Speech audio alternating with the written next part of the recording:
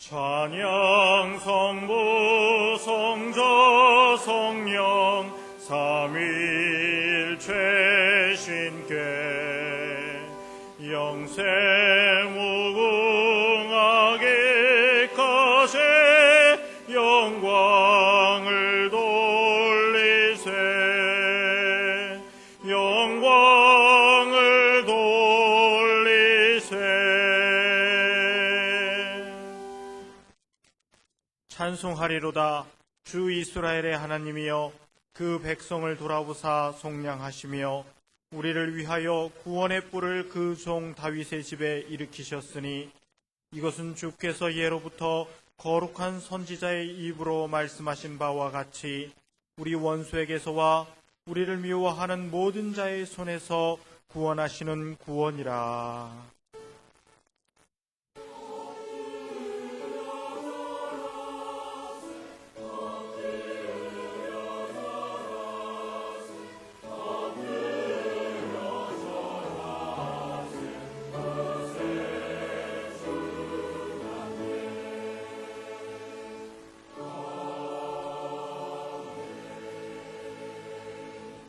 이 시간 하나님께서 우리에게 주시는 구약의 말씀은 이사야 53장 1절에서부터 6절까지입니다. 제가 가진 성경으로 1032쪽입니다.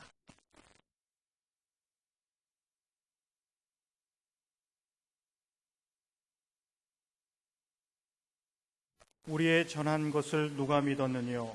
여호와의 팔이 누게 나타났느뇨?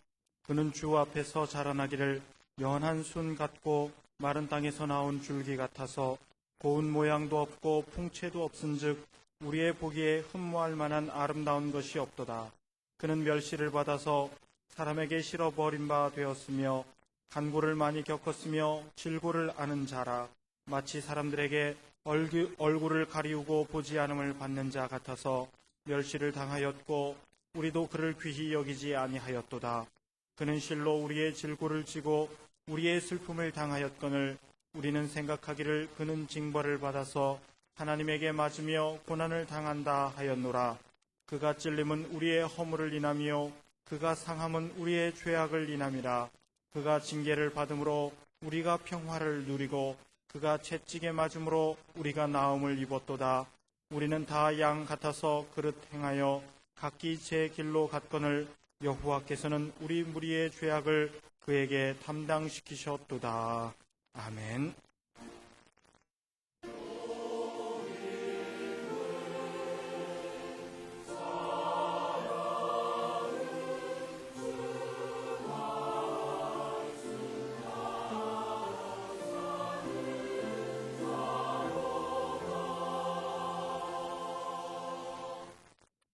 하나님께서 우리에게 주시는 신약의 말씀은 누가복음 2장 1절에서부터 7절까지입니다. 제가 가진 성경으로 89쪽입니다. 이때 가이사 아구스도가 영을 내려 천하로 다 호적하라 하였으니 이 호적은 구레뇨가 수리아 총독되었을 때 첫 번 한 것이라. 모든 사람이 호적하러 각각 고향으로 돌아가매 요셉도 다윗의 집 족속인 고로 갈릴리 나사렛 동네에서 유대를 향하여 베들레헴이라 하는 다윗의 동네로 그 정훈한 마리아와 함께 호적하러 올라가니 마리아가 이미 잉태되었더라. 거기 있을 그때에 해산할 날이 차서 맏아들을 낳아 방부에 싸서 부유에 누였으니 이는 사관에 있을 곳이 없음이러라. 아멘. 메리 크리스마스. 많이 발전했는데 아직 좀 덜 됐어요. 메리 크리스마스. 네, 이제 제대로 됐습니다. 인류 역사 이래로 하나님께서 인간에게 주신 가장 위대하고도 큰 선물은 예수 그리스도입니다. 인간이 살 수 있는 자연 만물과 생활 조건을 주신 것보다, 부모님을 주신 것보다 더 귀한 선물입니다.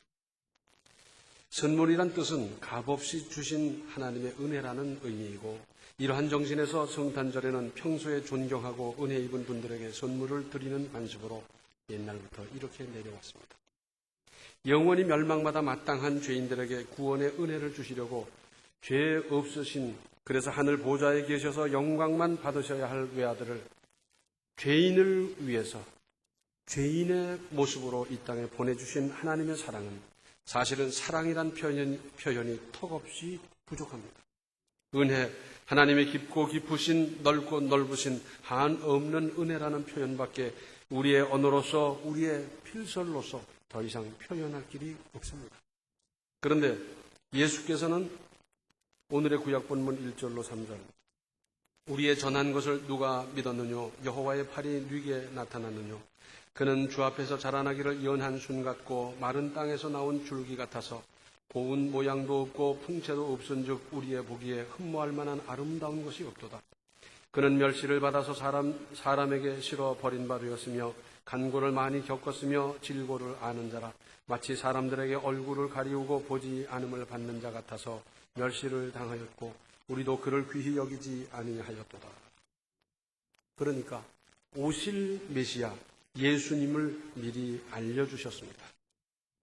그분은 어디로 오실 것이고 어떻게 사실 것이고 쭉 알려주셨는데 특별히 2절에 그는 주 앞에서 자라나기를 연한 순 같고 마른 땅에서 나온 줄기 같아서 고운 모양도 없고 풍채도 없고 없은즉 우리의 보기에 흠모할 만한 아름다운 것이 없도다.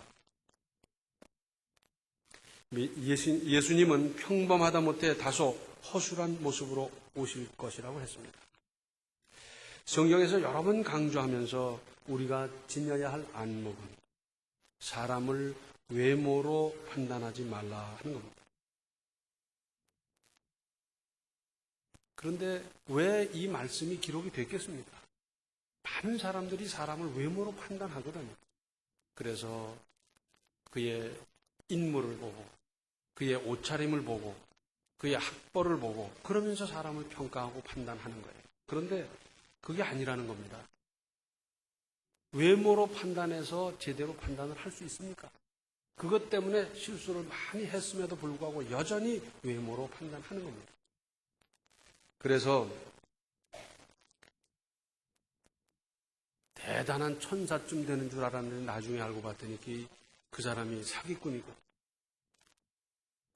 줄 알았는데 나중에 보니까 천사 같은 분이고 우락부락해서 저 사람은 아주 깡패인 줄 알았는데 알고 봤더니 아주 믿음 좋은 분이기도 하고 아주 온유해 보여서 그런가 보다 했더니 나중에 알고 보니 그 속에는 아주 나쁜 마음이 있고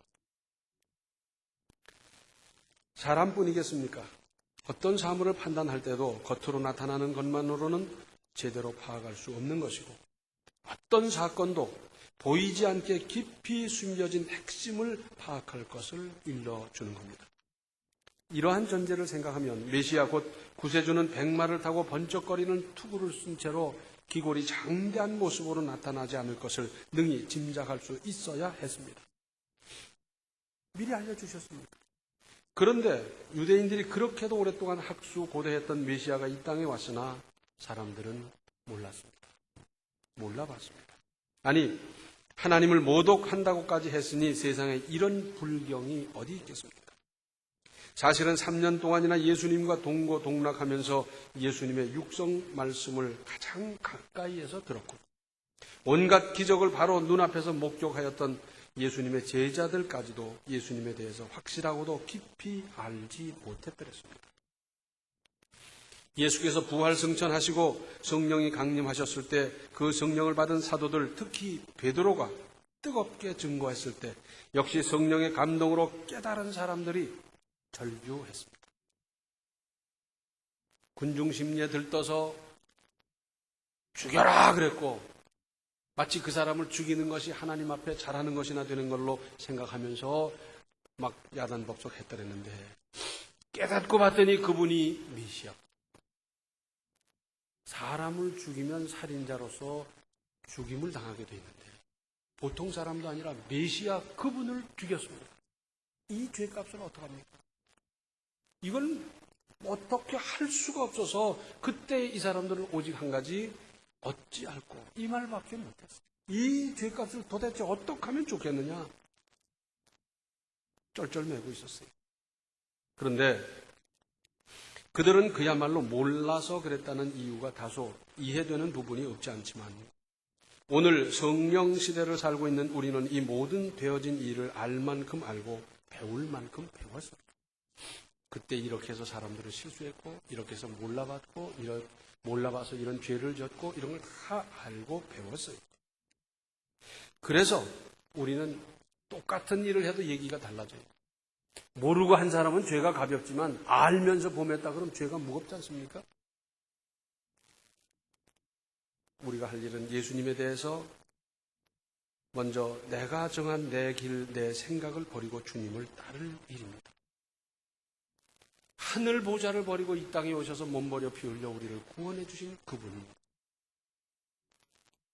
완전한 분, 절대자이신 그분. 그래서 그분을 따르는 겁니다.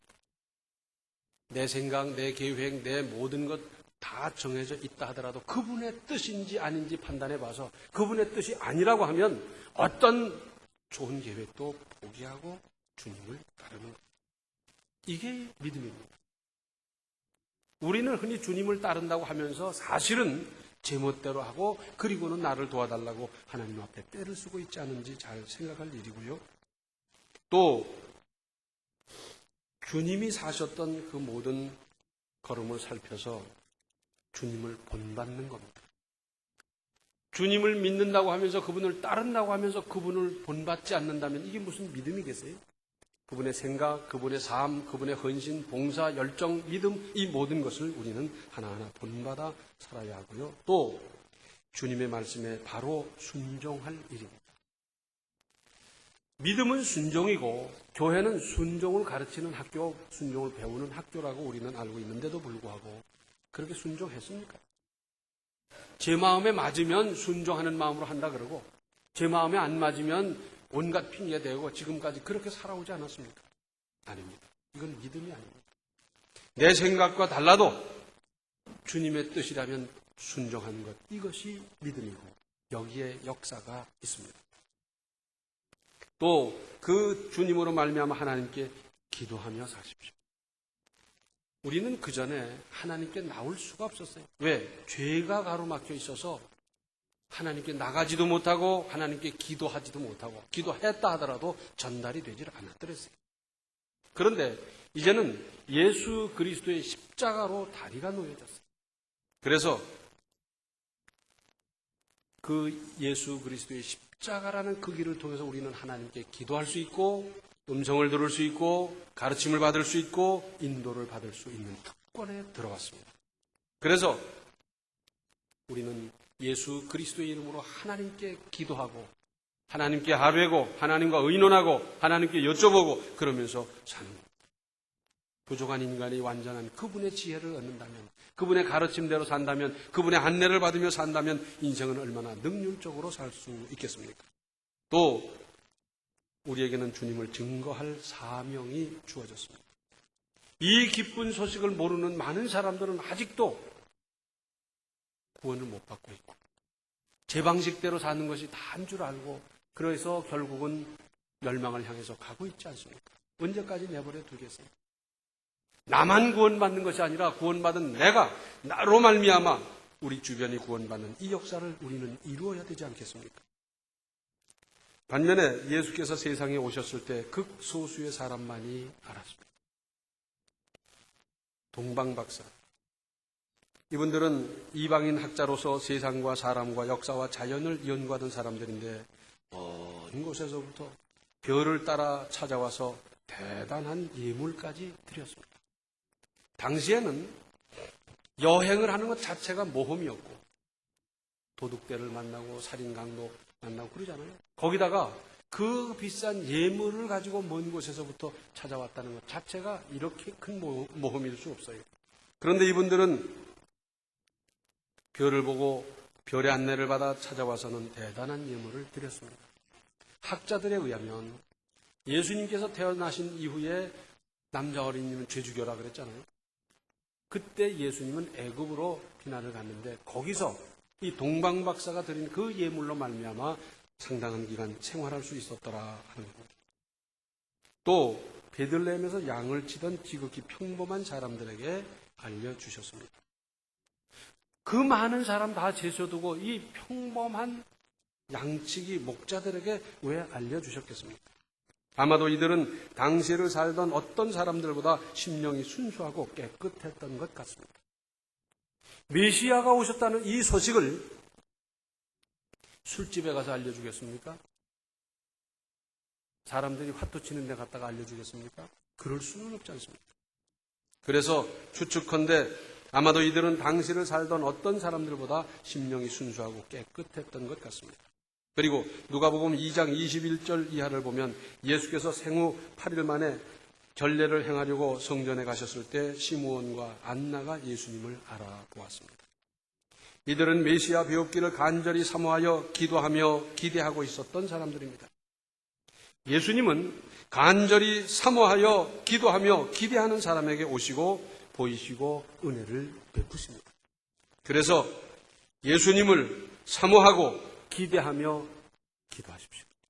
찾아오셔서 우리에게 은혜를 베푸시고 우리를 인도하고 안내해 주실 것입니다.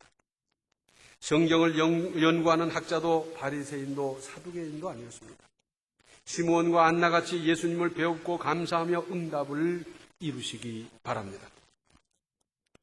또 오늘의 구약 본문 3절을 보면 그는 멸시를 받아서 사람에게 실어 버린 바 되었으며 간고를 많이 겪었으며 질고를 아는 자라 마치 사람들에게 얼굴을 가리우고 보지 않음을 받는 자 같아서 멸시를 당하였고 우리도 그를 귀히 여기지 아니하였도다.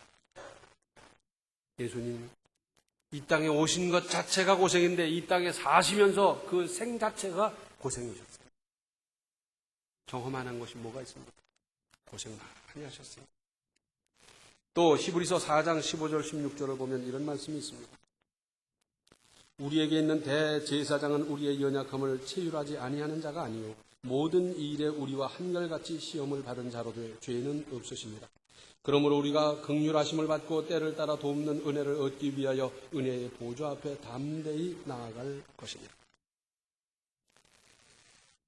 우리 예수님, 우리 주님은 우리의 고난, 내가 지금 당하고 있는 고통을 누구보다 잘 아십니다. 내가 지금 당하는 고난을 부모도 알 수 없고 자식도 알 수 없고 남편도 아내도 알 수 없다 하더라도 우리 주님만큼은 알고 계십니다. 왜냐하면 먼저 경험하셨기 때문입니다. 가난이 뭔지 배고픔이 뭔지 병으로 말미암아 당하는 아픔이 어떤 것인지 인간관계에서 오는 불편한 일, 거북한 일, 상처가 어떤 것인지 배신의 아픔을 누구보다 뼈저리게 느끼셨고요. 죽음의 공포를 경험하셨고 십자가에서 참혹한 아픔으로 세상을 마치셨습니다. 그러므로 우리가 긍휼하심을 받고 때를 따라 돕는 은혜를 얻기 위하여 은혜의 보좌 앞에 담대히 나아갈 것입니다. 머뭇거리지 마십시오. 질질 끌지 마십시오. 주님 앞에 나가십시오. 주님, 제 고통이 이렇습니다. 내 모든 상처를 있는 그대로 보여드리고 내어놓으면서 주님 앞에 나가십시오. 아마도 주님은 그렇게 말씀하실 겁니다. 내가 너만큼 아픔을 느끼고 그 아픔 가운데 내가 동참하고 있느니라. 그러죠. 경험을 못 해본 사람이 뭘 알겠어요? 부자로만 산 사람이 가난을 알겠습니까? 아파보지 않은 사람이 병고의 쓰라림을 알겠습니까? 사람으로부터 배신과 상처를 받아보지 아니한 사람이 그 아픔이 얼마나 큰지를 알겠습니까? 우리 주님께서는 그 모든 것을 경험하셨기 때문에 우리 아픔을 아시고 그래서 우리는 주님께 나아갈 수가 있습니다. 숨기지 마시고 나아가십시오. 많은 사람들은 착각을 합니다. 이것은 병원에서 고쳐야 된다고. 이것은 돈으로 해결해야 된다고. 이것은 누구 때문이니까 누구로 말미암아 해결해야 된다고. 아닙니다. 먼저 주님을 찾으십시오.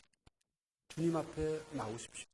주님 앞에 내 모든 형편을 있는 그대로 솔직하게 다 꺼내놓고 주님의 도움을 청하십시오. 또 오늘 신약 본문 7절을 보시면 마다들을 낳아 강보로 싸서 구유에 누였으니 이는 사관에 있을 곳이 없음이로라. 왜 그랬습니까? 고향으로 호적하러 온 사람들이 많았기 때문입니다. 작은 마을 베들레헴의 숙박시설이 뭐 그렇게 많았겠습니까? 그런데 그나마 꽉 차버렸다는 말씀입니다. 왜냐하면 먼저 온 사람들이 앞서 차지했기 때문입니다. 정작 모든 인류의 최대의 환영을 받으셔야 할 주님은 구유로 오셔야 했습니다. 예수님은 왕궁의 왕자로 오시지 않았고 부잣집 대갓집의 옥동자로 오시지 않았고 믿음 있는 은혜 받은 처녀의 몸을 빌어 나셨고 낮고 낮은 곳으로 오셨습니다. 그때 예수께서 나셔야 할 따뜻하고도 아늑한 방은 온통 예수님과 전혀 무관한 사람들이 차지하고 있었습니다. 그 사람들은 모두가 죄인이었습니다. 그 밤에 그들은 아마도 이 방이 참 따뜻해서 아늑해서 참 좋다. 오늘하고 참 피곤했는데 푹 자면서 피로를 풀어야 되겠다. 또 자기들끼리 얘기를 합니다. 오는 길에 저 여리고를 지나오는데 글쎄 갑자기 숲을 속에서 막 여우가 나오는 걸 돌로 쳤더니 도망가더라. 또 고향에 오니까 이렇게 마음이 푸근하고 좋더라고. 또 친척들을 만나니 이렇게 좋다고. 잡담과 환담으로 나를 지새고 있지 않았겠습니까? 그것이 얼마나 큰 잘못인 줄도 모르고 그리고는 그저 거기서 저녁 먹고 잠자고 그래서 좀 생각 있는 사람이 있었더라면 애기가 나왔습니다. 구세주인지를 모른다 하더라도 제 방으로 오십시오. 그랬어야 옳지 않겠어요? 그때 그만한 인정이 다 있었을 텐데 말입니다. 오늘날 비행기를 타고 가다 아기를 낳으면 어떻게 되는지 알아요? 안 낳아서 몰라요. 가령 서울서 인천공항에서 출발해서 LA를 가는데 갑자기 아기를 낳는다 그러면 예정이 없이 동경에 내리는 거예요. 그래서 미리 연락해서 병원차로 옮겨서 아기 낳고 조례하도록 다 조치하고 그러고 떠나는 거지 비행기에서 아기 낳게 안 합니다. 큰 유람선을 타고 세계를 여행하다가 갑자기 배가 아프다고 아기 낳는다 그러면 예정이 없이 항구에 가서 아기 낳게 조치를 다 하고 그러고 가는 거지. 그럴 때 그 비용이 얼마나 더 들겠어요. 그럼에도 불구하고 아기를 낳을 땐 그렇게 돌보는데 그때인들 그 인정이 없었겠어요. 그런데도 어떤 사람 하나 제 방으로 오십시오. 거기서 아기를 낳으면 됩니까? 조례를 하셔야죠. 제가 돕겠습니다. 이런 사람이 어쩌면 그렇게 한 사람도 없었겠습니까? 예수께서 앉으시고 예수께서 계셔야 할 자리를 행여 내가 차지하고 있지는 않습니까? 그래도 예수님은 주장하지 아니하시고 예수님은 군림하지 아니하시고 그냥 조용히 낮은 곳으로 오셨는데 우리는 지금 어디에 있습니까? 예수님이 계셔야 할 자리 내가 차지하고 있지 않아요? 예수님이 영광받아야 할 것을 내가 가로채고 있지는 않습니까?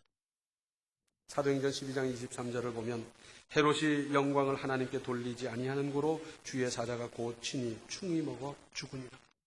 하나님께 돌려야 할 영광을 제가 차지했더니 하나님께서 쳐버렸어요. 주객이 바뀐 베들레헴이었습니다. 내 마음에 예수께서 계셔야 하는데 욕심이 거짓이 엉뚱한 생각이 들어차 있지는 않습니다. 찬송가 208장을 보면 주 예수 내 마음에 들어와 계신 후 변하여 새 사람 되고 내가 늘 바라던 참빛을 찾음도 주 예수 내 마음에 오심. 주 예수 내 마음에 오심. 주 예수 내 마음에 오심. 물밀듯 내 마음에 기쁨이 넘치면 주 예수 내 마음에 오심. 주께서 내 마음에 오시고 충만하게 거하셔야 변해서 새 사람도 되고 그래서 바라던 참빛도 찾고 주 예수 내 마음에 들어와 계신 후 망령된 행실을 끊고 머리털보다도 더 많던 내 죄가 눈보다 더 희어졌다. 주 예수 내 마음에 들어와 계셔야 죄를 죄로 깨닫고 회개하고 용서받고 해결받고요. 내가 그렇게까지 노력해도 안 끊어졌던 잘못된 습관 이 모든 것은 주 예수 내 마음에 들어와 계실 때 가능한 일입니다. 내 마음의 소망을 든든히 가짐은 주 예수 내 마음에 오심. 의심의 구름이 사라져 버림도 주 예수 내 마음에 오심. 소망 예수님으로 말미암아 가능하고요. 지금까지 신앙생활을 하면서 온갖 의심이 많았는데 그 모든 의심은 주 예수 내 마음에 들어오실 때 사라지고 해결받고요. 사망의 음침한 골짜기 가다가 밝은 빛 호련히 보고 저 멀리 하늘먼 환하게 보임도 주 예수 내 마음에 오십니다. 어떻든지 주님이 내 마음에 오셔야 됩니다. 나 이제 천성에 올라가 살기는 주 예수 내 마음에 오십니다. 천성을 향하여 내가 곧 가리니 그 기쁨 비길 데 없네. 주님이 내 마음에 오셔서 세상에 줄 수 없는 그 기쁨을 주실 때 진정한 기쁨이 되는 거지. 세상의 기쁨이 며칠을 갑니까? 얼마나 갑니까? 얼마나 대단합니까? 주 예수 내 마음에 충만하게 모셔야 됩니다. 그런데 다른 것이 들어차 있으면 그것을 몰아내야 합니다. 갖다 버려야 합니다. 찍어버려야 합니다. 그런데 20년, 30년 된 습관이 그렇게 쉽습니까? 내 힘으로 어려워 그래서 기도하는 것이고, 그럴 때 하나님 주시는 은혜와 능력으로 결단하고 물리칠 수 있고, 나도 모르는 사이에 어느 틈인가 들어올 수 있는 모든 것을 막아낼 수 있는 힘과 용기, 모든 것은 거기서 오는 것 아니겠습니까? 그래야 예수님이 내 마음에 오시고, 그래야 변하여 새 사람 되고 기쁨이 샘솟는 새로운 인생 주님께서 내주하시는 것.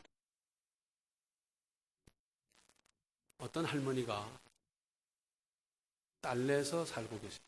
되게 아들이 모시잖아요. 딸 집에서 사세요. 근데 그 할머니 말씀이 재밌어요. 저요, 이 딸이 아기 낳는다 그래서 와가지고 산관하고 좀 돌봐주다 가거니 하고 왔는데 그냥 여기 이렇게 살기를 벌써 몇 년입니까? 벌써 10년이 넘었습니다. 그분에게는 큰아들, 둘째 아들도 있어요. 그리고 그 아들이 모셔가려고 어머니 제발 좀 오시라고.